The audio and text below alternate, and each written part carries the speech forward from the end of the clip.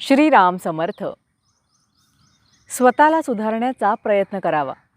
वास्तविक काही न करणे, आपण काही करतो आहोत किंवा आपल्याला काही करायचे आहे असे न वाटणे, हाच परमार्थ. देहाने मनाने एकसारखी चळवळ करायची आपल्याला सवय लागली आहे. देहाला स्वस्थ बसायला लावणे कठीण, मनाला स्वस्थ बसायला लावणे हे त्यापेक्षा कठीण, आणि देहाने कर्म करीत असताना मनाला स्वस्थ बसवणे हे अत्यंत कठीण. मनाला खरे म्हणजे स्वास्थ्य हवे, पण ते मिळवण्याकरता साधन म्हणजे प्रयत्न करणे जरूर आहे. मनाचे स्वास्थ्य बिघडायला कारणे 3. 1.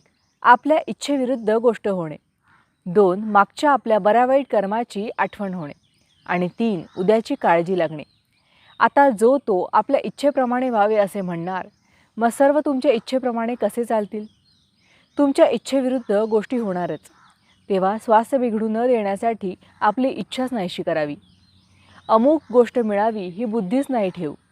हाव सोडावी, लोकांची आस सोडावी. जे काही होते ते रामाच्या इच्छेने झाले म्हणावे. प्रत्येक गोष्ट रामाने केली म्हणणे म्हणजे अखंड भगवंताच्या अनुसंधानात राहणे. आपला अहमपणा खरोखर किती खोल गेला आहे पहा. समोर दिसत असलेल्या गोष्टीकडे बेमालूम डोळे झाक करून आपण आपल्याचे खापर बिनदिक्कत दुसऱ्यावर फोडायला तयार होतो. अमक्या तमक्याच्या नादाने आपला मुलगा बिघडला असे आपण म्हणतो, कारण आपलाच मुलगा खराब हे म्हणवत नाही. ते म्हणण्याची लाज वाटते, म्हणून दुसऱ्याच्या मुलाला आपण वाईट म्हणतो. आपला मुलगा आपल्या डोळ्यादेखत संगतीच्या योगाने एवढा बिघडतो, तर मग संगतीचा परिणाम केवढा असला पाहिजे. संगतीचा परिणाम जर एवढा मोठा आहे, तर संत संगतीत असताना आपल्यात सुधारणा का दिसू नये? संत संगतीने मग आपण निश्चित सुधारायला पाहिजे, पण तसे तर दिसत नाही. मग नडते कुठे? याचे मुख्य कारण म्हणजे आपण स्वतःला सुधारण्याचा प्रयत्नच करीत नाही. आपल्याला सर्व समजते, परंतु प्रयत्न करायला नको. वासनेच्या जाळ्यातून बाहेर पडण्याचा आपण प्रयत्न करीत नाही.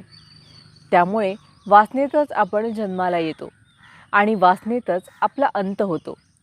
याकरिता एकच खात्रीचा उपाय आहे, आणि तो म्हणजे भगवंताला अनन्य भावाने शरण जाणे. रामा, तुझ्या वाचून माझी यातून सुटका नाही. तू ठेवशील त्यात मी आनंद मानेन. तुझे प्रेम मला लागू दे, असे कळकळीने रामाला सांगावे आणि सदैव त्याचे नाम हृदयात ठेवावे. तो उदार परमात्मा तुमच्यावर कृपा केल्याशिवाय राहणार नाही, याची खात्री बाळगा. भावार्थ: वासना मारायला भगवंताचे अधिष्ठान हा एकच उपाय आहे. जानकी जीवन स्मरण जय जय राम. महारुद्र हनुमान की जय. समर्थ रामदास स्वामी महाराज की जय. सब संतन की जय. श्री अनंत कोटि ब्रह्मांड नायक राजाधिराज सच्चिदानंद सद्गुरु श्री ब्रह्मचैतन्य महाराज की जय. जय जय रघुवीर समर्थ.